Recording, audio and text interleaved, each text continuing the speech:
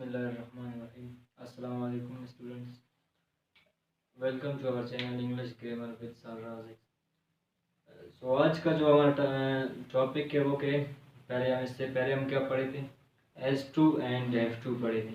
ठीक है, ये भी बिल्कुल इसी की तरह है, लेकिन इसमें याद रखना इसमें क्या कुछ डिफरेंस है. ठीक है, तो इसमें कुछ डिफरेंस है. इस तरह नहीं आप इसको नहीं देखो या इसको गेट नहीं करो. ठीक है, दोनों का मीनिंग सेम है और दोनों का पर्पस भी सेम है, लेकिन मीनिंग तो सेम है, लेकिन इनके यूजेज में क्या कुछ डिफरेंस है. ठीक है, तो टॉपिक स्टार्ट करते हैं. आज का टॉपिक S2 एंड F2 की तरह, लेकिन इसमें कुछ डिफरेंस है. ठीक है, तो डिफरेंस को भी हम डिटेल के साथ पढ़ेंगे और अपने टॉपिक को भी. ठीक है, तो अभी टॉपिक स्टार्ट करते हैं. हमारा टॉपिक क्या है आज का? Has got to and have got to. ठीक है, has got to and have got to.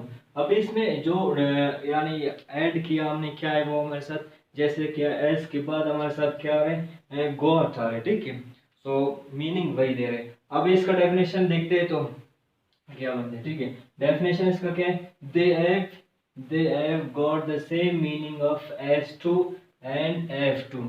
ठीक है, दे have got the same meaning of S2 and F2, यानी ये दोनों का मीनिंग बिल्कुल क्या है, सेम है. जैसे कि हम क्या पढ़े थे, S2 एंड F2 पढ़े थे, लेकिन इसके यूजेज में कुछ डिफरेंस है, याद रखना. समझ आ गए? अभी इसका क्या करते हैं, यानी हमारे साथ जो S2 का जो टॉपिक चल रहा है, ठीक है, इसमें आपको क्या तीन चीज का करना, मेंशन करना है. जैसे कि फर्स्ट हमारे साथ क्या हो सकते हैं, कंपल्शन हो सकते हैं, यानी कोई मजबूरी हो सकती है. ठीक है, एंड नेसेसरी वर्क हो सकते हैं, एंड ऑब्लिगेशन हो सकते हैं. ठीक है, यानी कोई भी मजबूरी या कोई भी ज़रूरी काम. ठीक है, और या कोई भी फ़र्ज निभाने के लिए या फ़र्ज को ज़ाहिर करने के लिए आप क्या इस्तेमाल करते हैं, S2 एंड F2 की मदद से आप इसको यूज़ कर सकते हो. ठीक है, अभी इसका जो आइडेंटिफाई बनते हैं वही है जो पहले टॉपिक में हम पढ़ा है. ठीक है, जैसे कि पढ़ता है, नहीं पढ़ती है, या नहीं होगा, इसी तरह इसके क्या बनते हैं, आइडेंटिफाइज बनते हैं. ठीक है, तो इसका जो मीनिंग है, इसका मीनिंग भी बिल्कुल सेम है. ठीक है, तो अब इसके एग्जांपल्स की तरफ आते हैं. एग्जांपल्स हमारे साथ क्या है? फर्स्ट एग्जांपल देखते हैं. She has got to come here now. ठीक है, she has got to come here now. अभी जो इसमें ऐड किया हमने वो क्या है, गॉट. ठीक है, तो अभी इसमें यानी डिफरेंस तो कुछ है इसमें. अब इसका मतलब क्या है, उसे यहाँ आना पड़ते हैं. ठीक है, उसे यहाँ आना अभी पड़ते हैं, क्योंकि कोई काम हो सकता है. ठीक है, या इसका जॉब हो सकता है, या कोई और काम हो सकता है. ठीक है, तो इसके लिए आप इसको यूज कर सकते हो.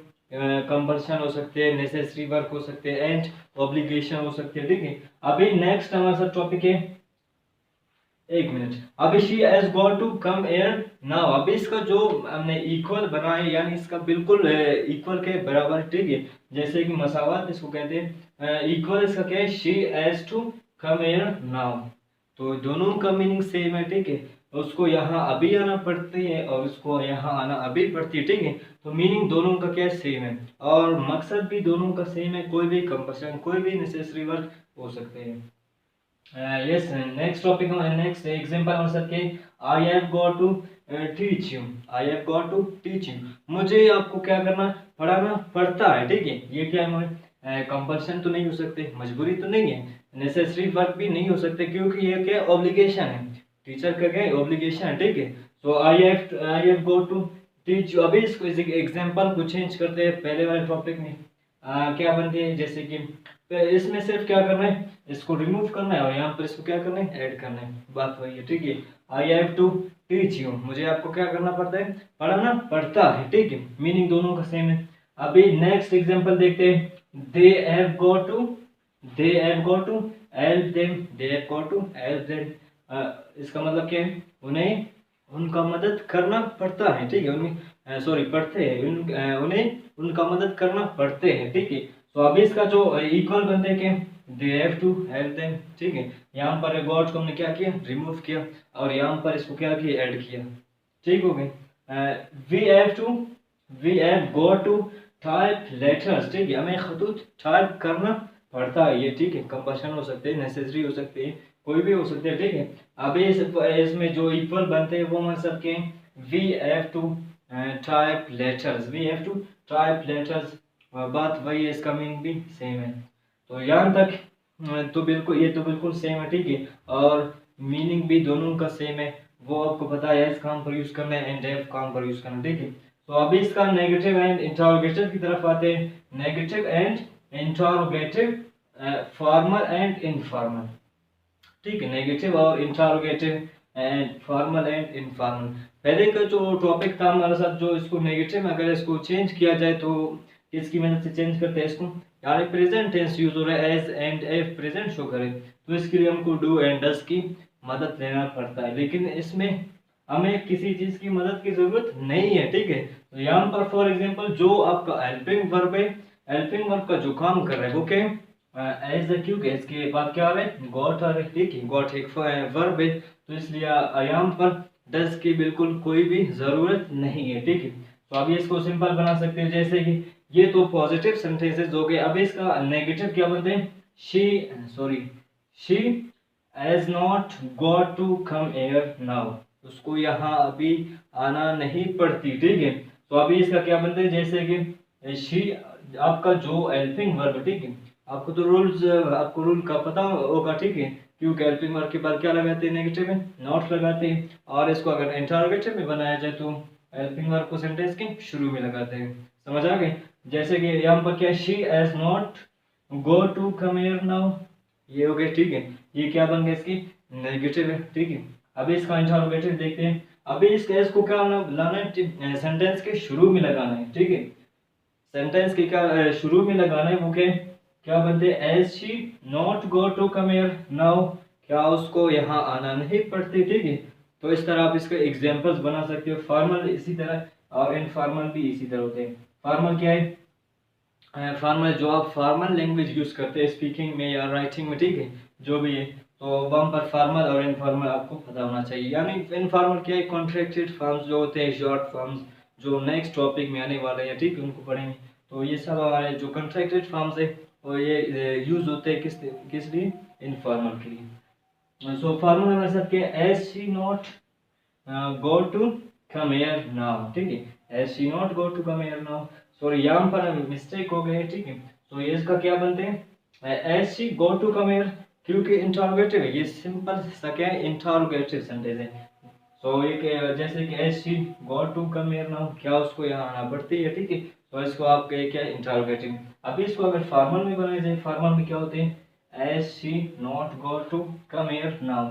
अभी इसमें नेगेटिव भी है एंड इंटरोगेटिव भी है, यानी दोनों सेंस दे रहे हैं। एक तो क्वेश्चन भी कर, दूसरा क्या, इनकार भी कर रहे हैं, तो इसके लिए ये यूज करते हैं। अगर इसको इनफॉर्मल में बनाया जाए तो इसके लिए क्या करना पड़ता है आपको, जो एज है तो इसको कॉन्ट्रैक्ट फॉर्म में लेना पड़ता है, ठीक है। जैसे कि एजेंट शी, जैसे कि एज नॉट की क्या short form, hasn't she go to come here now, इसका मीनिंग भी वही है, जैसे क्या उसे यहाँ आना नहीं पड़ती, ठीक है। समझ आ गई। अब इसका जो इक्वल है, इक्वल नहीं है, इसका डिफरेंस है, ठीक है। पहले टॉपिक में हम क्या पढ़े थे, S2 एंड F2।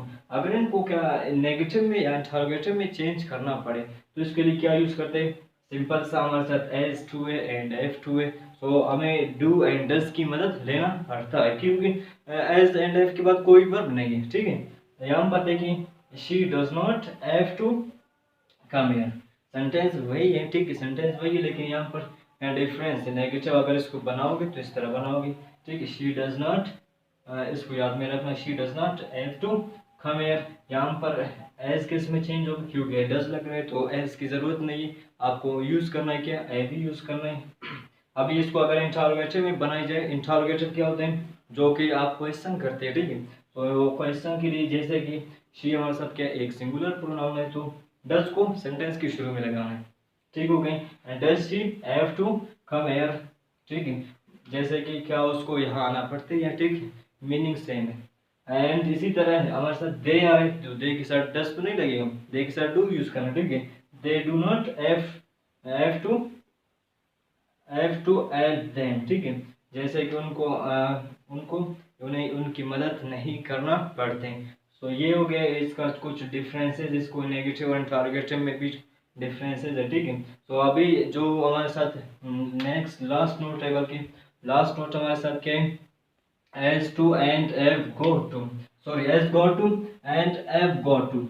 अभी इन दोनों को आप काम पर यूज करते हैं इनफॉर्मल स्टाइल में, ठीक है। इनफॉर्मल जो होते हैं इनफॉर्मल स्पीकिंग होते हैं तो वहाँ पर क्या यूज करते हैं, एज गॉट टू एंड एव गॉट टू, जो कि आज का टॉपिक है, ठीक है, एज गॉट टू एंड एव गॉट टू। लेकिन जो पहले पढ़ा था, ठीक है, जो प्रीवियस लेक्चर था हमारा, वो क्या थे, has to and have to. So has to and have to को आप फॉर्मल भी यूज कर सकते हैं एंड इनफॉर्मल भी यूज कर सकते हैं, ठीक है। यानी यहाँ पर क्या लिखे, बोथ फॉर्मल एंड इनफॉर्मल, ठीक है। तो आप इसको फॉर्मल में भी यूज कर सकते हो एंड इनफॉर्मल में भी आप इसको क्या कर सकते हैं, यूज कर सकते हैं, ठीक है। तो ये हो गए इसके कुछ डिफरेंसेस और सेंटेंसेस, ठीक है। तो उम्मीद है आपको ये टॉपिक समझ आ गया होगा। तो मुझे दीजिए इजाज़त। ओके, अल्लाह हाफिज़।